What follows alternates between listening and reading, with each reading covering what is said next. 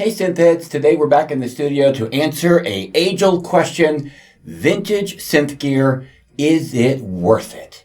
Hi, I'm Pure Drone, and this is my channel where I talk about synthesizers, I demo them, I review them, and I make electronica music. If you haven't already done so, please hit that subscribe button and tap that bell, and let's get into the video.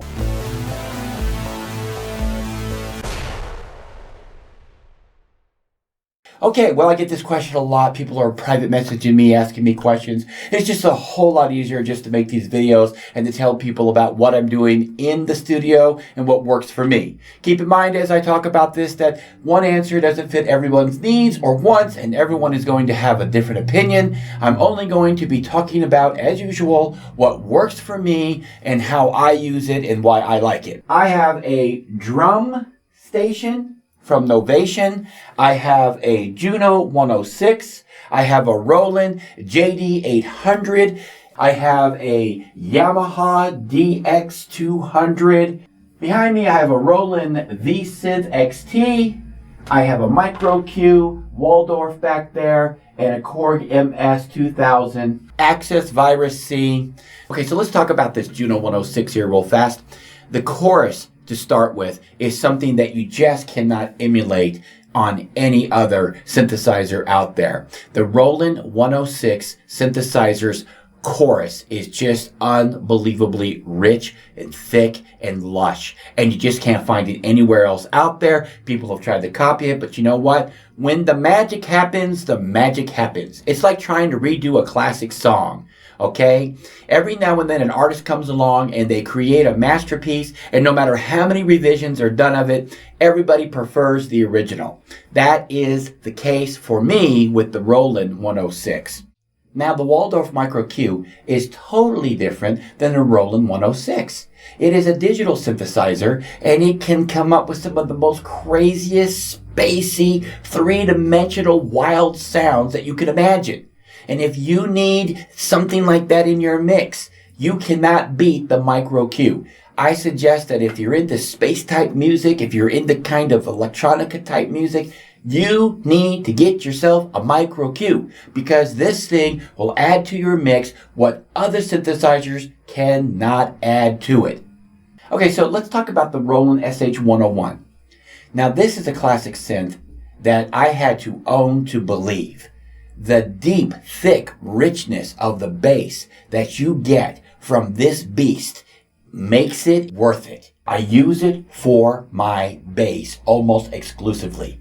I like to layer it underneath my mixes to give a thick, rich, lush bass that doesn't overpower the speaker or the listener.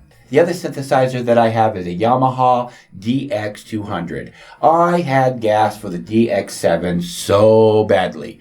I just couldn't get over the mono out, and I couldn't get over the big bulky keyboard that you really couldn't do a whole lot of sound editing with. The Yamaha DX200 makes a lot of improved changes and still retains the pristine sound of the DX7. Then there's the Roland JT800 that I own. I purchased that because I love the filters on board, and you have the immediate controls of being able to manipulate a sound quite easily right up on top of the keyboard itself. Everything is placed out in front of you. Very minimal menu diving on the JT800. It has a warm sound. I don't think any digital synthesizer out there can touch it for its warmth. It cuts through a mix. It can sound thick and fat. It can sound thin and tiny. It has all of the elements that you want to add into a mix. The Access Virus C is another purchase that I made. I enjoy it greatly. I actually did a complete review on that. You can check out my channel for the Access Virus C review that I did. I think you'll enjoy that video a lot. The design of yesterday's synthesizers were in such a way that the electricity flowing through them had a great deal to do with how they sounded. In today's market, everything is compressed down into a software package inside a box. I can't tell you how many comments I have read on newer gear where people are commenting that is just a virtual instrument in a hardware box. That is not the case with vintage synthesizers. They designed their synthesizers back in the day to use the electricity that was flowing through them to be a part of the character of the machine. They knew that electrical current played an important part in how the machine sounded. And by happenstance or by purpose, they ended up creating machines that are unique to today's market. I think that vintage synthesizers are better in some cases than newer synthesizers are today. In some cases. It just depends on what you're looking for and how you want to meet that need you have in your studio. Now, there's one more point I want to make. Vintage synthesizers were designed in a time where the market played towards the professional musician. So when you purchase a vintage synth today, you're going to be getting a machine that was made for a professional to use. Today's market is played towards the home studio enthusiast, and you get what you pay for 90% of the time in the instrument world. You really do. If you want quality, you have to buy quality.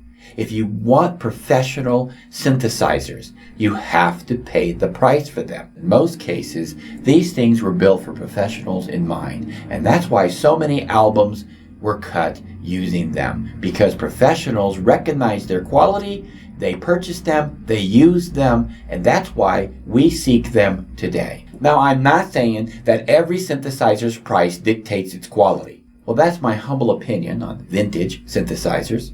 I hope that I helped you out today, and I would love to hear from you. So please leave a comment below and let's get a conversation going about this topic. If you haven't done so already, please hit that subscribe button. And until next time, cheers.